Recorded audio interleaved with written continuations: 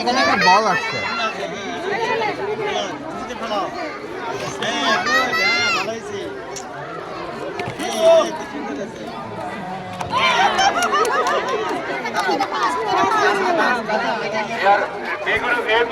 Madam কোথায়?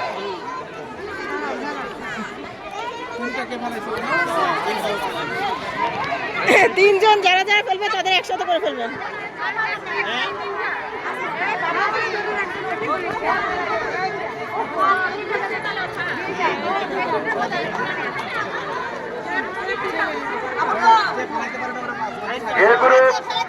ছেলেদের দ্বিতীয় রাউন্ডের খেলায় ঝুড়িতে বল নিয়ে প্রথম স্থান অধিকার করেছেন রাফিদ প্লে রোল নম্বর 1, দ্বিতীয় স্থান অধিকার করেছে আনাস প্লে, তৃতীয় স্থান অধিকার করেছে আলিফ নার্সারি এবং আলিফ প্লে 2 জন।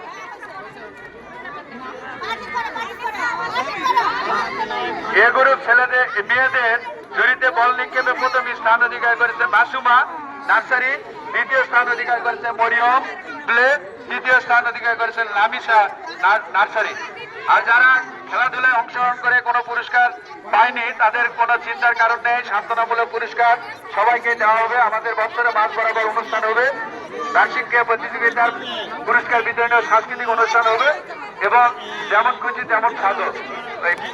ফাইনাল খেলার পুরস্কার যেদিন আমরা দিব বছরে মাঝ বরাবর, তখন যেমন খুশি তেমন সাজো।